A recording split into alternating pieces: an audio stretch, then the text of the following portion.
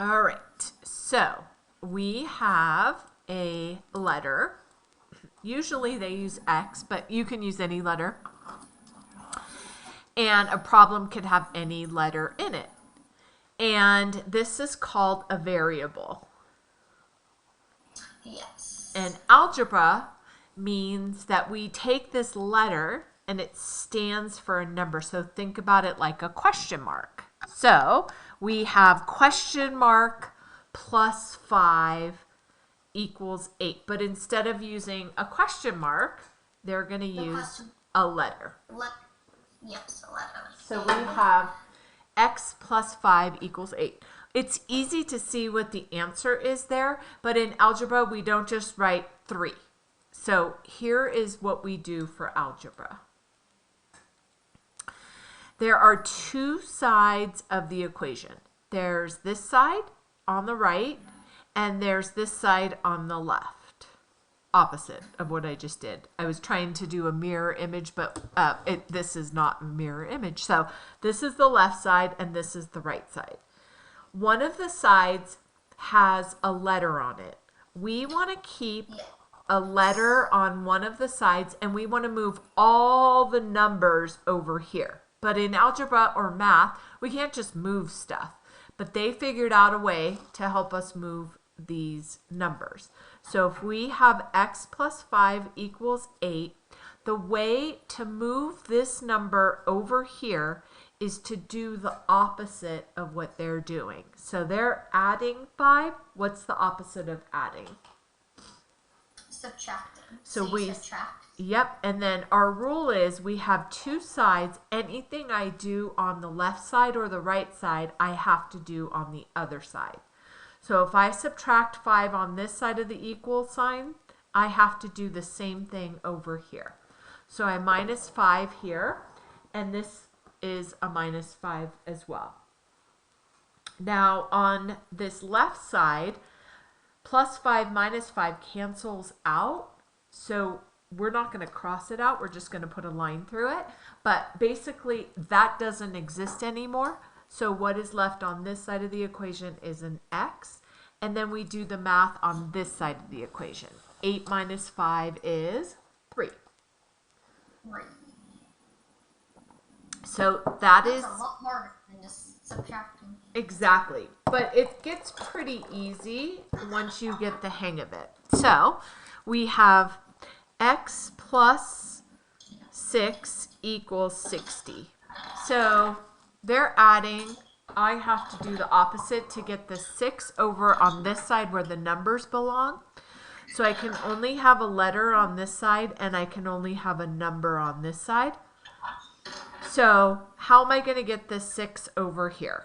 They're adding 6. What do I do? Subtract 6. And anything I do to this side, I do on this side. To the other. Exactly. So what is 60 minus 6?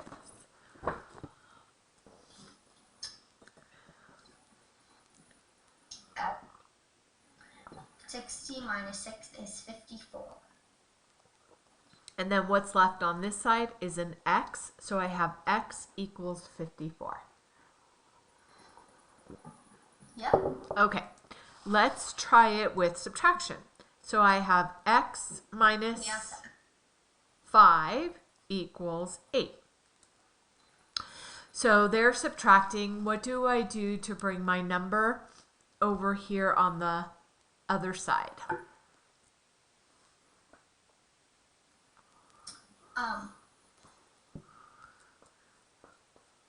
You subtract 5.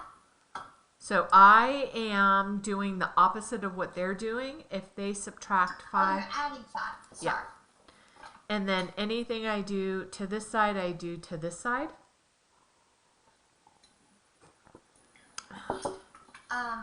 Okay, so 5 plus 5 is 10, and then 5 plus 8 is 13. But this is a minus 5 and a plus 5, so it cancels out. And what's left on this side is an x, and then this is 13. So x equals 13. Excellent. Oh it's making sense. Awesome. Like how you do it, like with left and right, and like subtract and like cross it out. Yeah, it's kind of making sense. I love that. That's my job. Okay, let's try x minus 20 equals 35. I want you to walk me through and tell me what I'm supposed to do for this problem.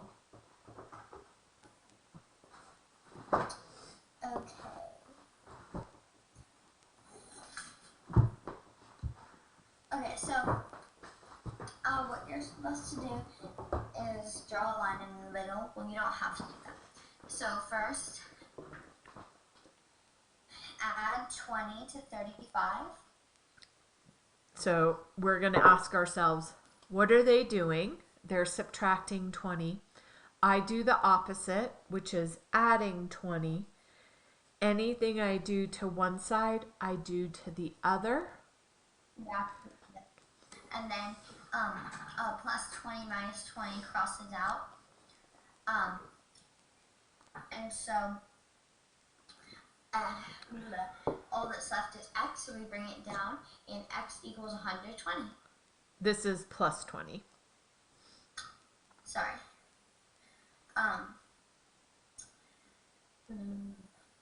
X equals 20. So 35 plus 20 is... Oh, okay, 55. Yeah. X equals 55. Sorry, I was confused for a second. I thought we were